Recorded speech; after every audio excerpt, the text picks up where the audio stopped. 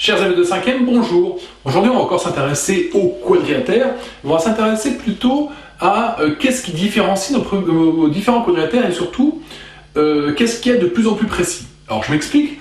L'exemple que j'ai très souvent donné, et j'ai donné depuis le début d'année, c'est, imaginez que je fasse une figure qui a 4 angles droits et 4 côtés égaux.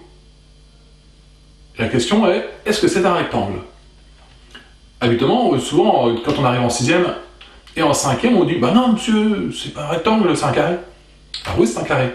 Mais c'est pas la question. La question, c'est « Est-ce que c'est un rectangle ?» Et la réponse est « Oui ». Alors, maintenant, la question qu'il faut se poser, c'est « Qu'est-ce que c'est qu'un rectangle ?»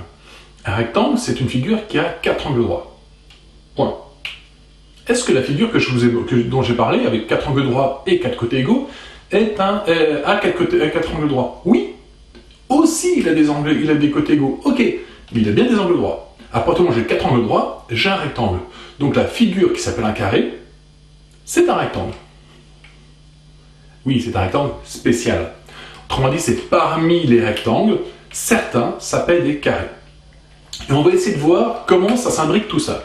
C'est-à-dire qu'en fait, il faut penser qu'on a l'ensemble des rectangles. Parmi ces rectangles, il y en a certains qu'on appelle des carrés. Hein, je vous ai donné la dernière fois l'exemple de quand j'ai un ballon, j'ai pas forcément un ballon de foot, mais ça peut être un ballon de foot. Donc parmi les ballons, il y en a certains qui s'appellent des ballons de foot. Hein, donc les ballons de foot sont un cas particulier des ballons. De la même façon, les carrés, c'est un cas particulier des rectangles. Alors pour essayer de modéliser ça, je vais parler aujourd'hui de la boîte de nuit des quadrilatères. Alors qu'est-ce que c'est que la boîte de nuit des quadrilatères? C'est ceci. On imagine une boîte de nuit dans laquelle les quadrilatères ils peuvent rentrer. Et il y a des quartiers VIP. C'est-à-dire que par exemple, il y a des quadrilatères qui vont pouvoir rentrer au départ, avec les belles portes au départ, là, et puis ils ne pourront peut-être pas rentrer dans cette porte-là, parce qu'ils n'ont pas assez de caractéristiques. Et puis il y a un quartier VIP de chez VIP qui est ici, et on va essayer de voir ce que c'est. Alors l'objectif c'est de se dire, voilà, comment je passe de là à là, comment je passe de là à là, en fait comment je fais pour franchir une porte, et à chaque fois que vous avez une porte, vous avez un vigile qui vérifie si vous avez la caractéristique qu'il faut. Et la question c'est, quelles caractéristiques faut-il pour aller plus loin dans le quartier VIP? L'objectif c'est de savoir à la fin, qu'est-ce qu'il faut comme caractéristique pour aller ici. Alors pour commencer, parce que c'est très simple, le tout départ c'est, voilà, si la boîte de nuit est quadrilatère. Donc ici, je vais me poser la question, je vais mettre les quadrilatères. Alors, le vigile qui est à l'entrée, il est là, toi tu peux rentrer, toi tu peux pas rentrer. À quelles conditions un quadrilatère peut rentrer? Eh bien, s'il a 4 côtés. Point. J'ai besoin juste de dire qu'il a 4 côtés. Donc le vigile, il va juste vérifier, il y a 4 côtés. Il aurait pu vérifier d'autres choses. Par exemple, il aurait pu vérifier qu'il y a 2 diagonales. Que 2 diagonales. Si j'ai que 2 diagonales, j'ai bien un quadrilatère aussi. Bon. Et puis derrière, on va voir. Alors j'ai mis quadrilatère. 1, 2, 3, 4, 5, 6 objets. Alors voyons voir, répertorier un petit peu ce que nous avons. On a les quadrilatères. Ok, ça j'ai. Après, qu'est-ce que je connais? Bon, je connais le carré, parce que j'en ai parlé avant. Je connais le losange. Je connais le rectangle. Qu'est-ce que je connais d'autre? Ah bah oui, on va parler du parallélogramme ces derniers temps. Parallélogramme. Et il en manque un que j'ai pas mis encore, dont je n'ai pas encore parlé. Mais que normalement vous connaissez. Alors, normalement, il y a même 2 autres. L'autre dont je ne parlerai pas s'appelle le cerf-volant. Genre de truc totalement inutile, le cerf-volant. Je l'annonce tout de suite. Peut-être qu'on va vous l'apprendre à un autre, mais dans ma vie, je crois jamais avoir utilisé le mot cerf-volant. Voilà. Mais il y en a un autre qui, par contre, a un petit peu plus d'importance, c'est le trapèze. Voilà. Alors, on a un quadrilatère. Quel est le deuxième objet le moins précis, le truc le plus général? Qu'est-ce qu'il nous faut comme caractéristique? Alors en fait, je vais tout de suite vous donner ce que c'est parce que peut-être vous ne connaissez pas trop l'objet. Je vais parler du trapèze. C'est justement le trapèze le deuxième moins précis. Alors pourquoi? Qu'est-ce que c'est qu'un trapèze? C'est juste un quadrilatère, mais qui a juste deux côtés parallèles. Point. Deux côtés parallèles. Les autres peuvent faire ce qu'ils veulent, on s'en fout totalement. Donc en fait, ce qu'il faut, là, ce qu'il a vérifié, c'est s'il y a deux côtés qui sont parallèles. À partir du moment où j'ai ça, j'ai un trapèze. Par exemple, si je fais un côté comme ça et puis un autre là, parallèle, ben, hop, je relie, et là, ça me fait un trapèze. Deux côtés parallèles. Évidemment, vous le faites comme ça, hein, trapèze, pour ceux qui connaissent, mais on peut très bien avoir des trucs totalement biscornus. Bon, on va dire, j'ai un peu l'exemple là, quoi. Donc c'est juste deux côtés parallèles. Bon, par contre, à partir de là, c'est là que ça va m'intéresser. Quel va être, a priori, le truc le plus précis? Lequel a besoin de plus de caractéristiques pour pouvoir arriver, enfin en fait, quel est le dessus de tout au bout? Alors, il me reste, alors quadrilatère, j'ai fait, trapèze, j'ai fait, voyons voir, parce que j'ai mis cette forme-là, donc c'est-à-dire qu'il y en a un qui est plus précis que les autres. Si je regarde le carré, dans le carré, qu'est-ce qu'il me faut? Est-ce que le carré, c'est un losange? C'est quoi un losange? Un losange, c'est 4 côtés égaux. Ok. Est-ce qu'un carré est un losange? Bah oui, parce qu'un carré, il a bien 4 côtés égaux. Donc parmi les losanges, il y en a certains qui s'appellent des carrés. Autrement dit, alors je vous ferai un dessin encore sous une forme après, hein. Mais autrement dit, c'est-à-dire que je peux passer dans la boîte, dans le quartier VIP des losanges, et pour aller dans le quartier VIP des carrés, c'est encore plus loin. Hein, donc les carrés vont être à l'intérieur des losanges. De la même façon, les rectangles, tout à l'heure on avait dit, carré est à l'intérieur des rectangles. Bah ouais, en fait, tout simplement, le plus précis ici, c'est les carrés.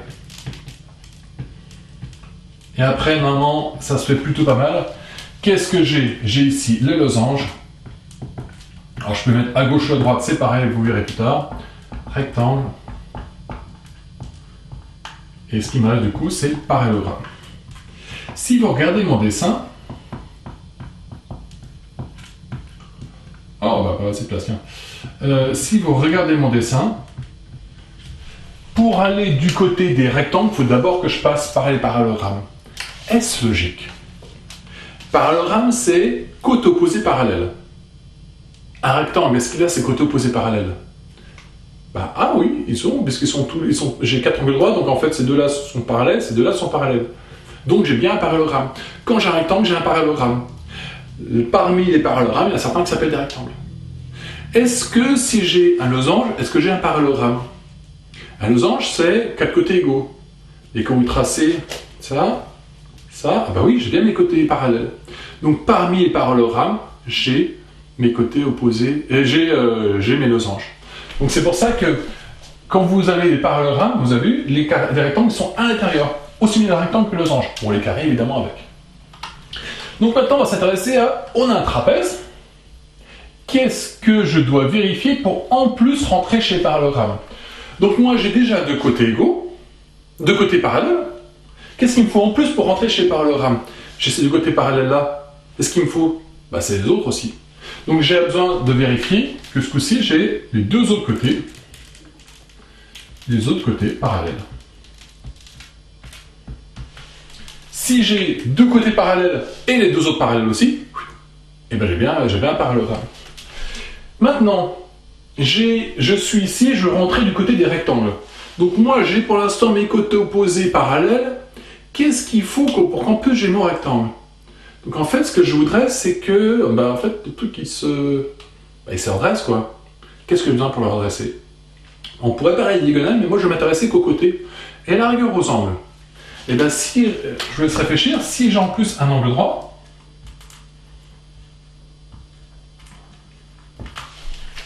à ce moment-là j'ai gagné. Alors je vous explique, hein. Imaginez, vous avez une figure qui est comme ça, le parallélogramme, donc j'ai ça, ça et puis là. Si en plus j'ai un angle droit, et bien n'oubliez pas que les deux là ils vont être parallèles, donc ça va, si j'ai un angle droit là, ça va redresser l'autre côté aussi. Donc je me retrouve bien avec un rectangle. De la même façon, ici, je suis un parallélogramme, donc j'ai mes côtés opposés parallèles. Qu'est-ce qu'en plus il faut que j'ai pour un losange? Donc j'ai mes côtés opposés parallèles, mais ce que j'ai besoin c'est qu'en plus les côtés, ce soient les mêmes. Donc j'ai besoin que ça et ça soient égaux.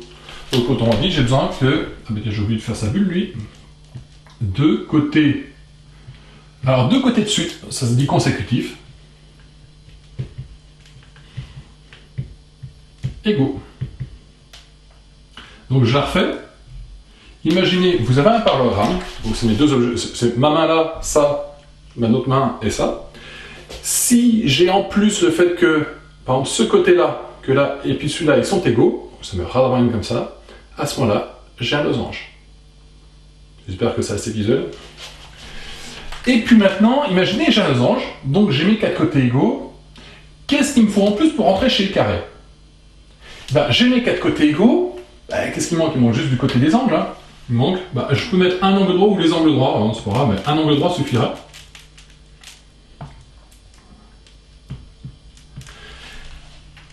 Et donc là, en passant par ici, la porte là va s'ouvrir si je vérifie que j'ai un angle droit, puisque j'avais déjà mes quatre côtés égaux.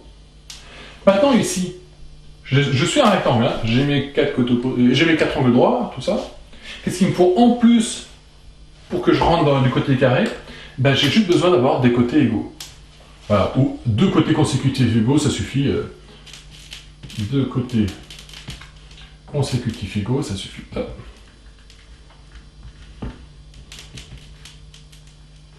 Alors j'espère que c'est un petit peu clair ça. En fait, là, ce qui m'intéresse, c'est de comprendre que on a des trucs de plus en plus précis. Plus on rentre du côté du carré, plus il nous faut de caractéristiques pour obtenir un carré.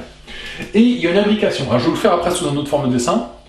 Pour la prochaine fois, vous allez voir que vous avez exactement la même chose à faire, mais sauf que je ne vous demande pas d'utiliser les côtés, mais d'utiliser les diagonales.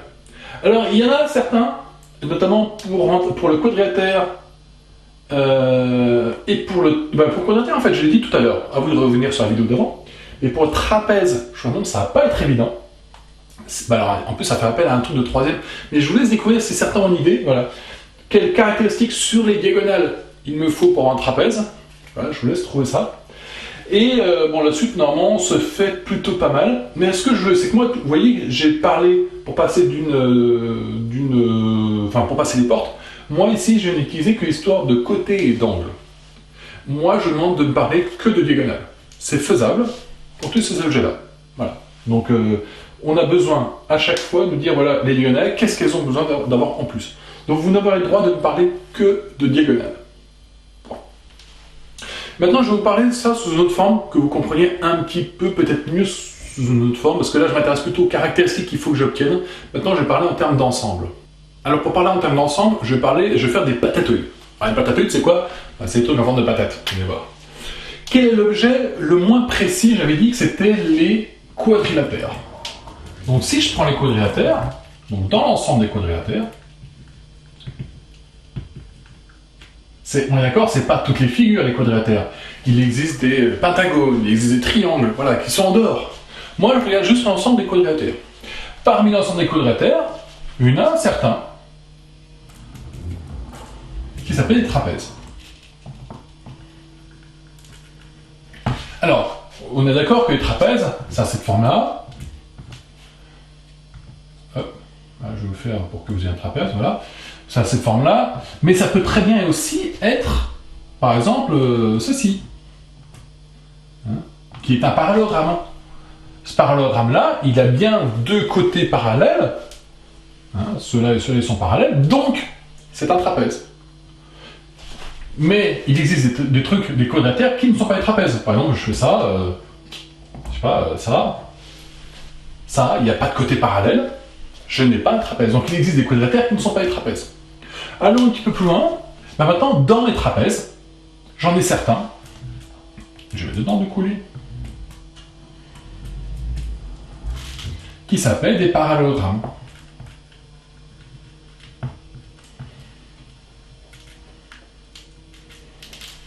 Donc on est d'accord que à l'intérieur du trapèze, certains s'appellent des parallélogrammes. Tout à l'heure, lui, j'avais mis bien dans les trapèzes. Oui, mais plus précisément, c'est un parallélogramme. Et on continue sous cette forme-là. Dans les parallélogrammes, en fait, on a deux paquets. Il y en a un qui va s'appeler losange. Et un qui va s'appeler les rectangles. Voilà. Et il existe des trucs qui sont à la fois des losanges et à la fois des rectangles. Et si c'est à la fois un losange et à la fois un rectangle, ça s'appelle un carré.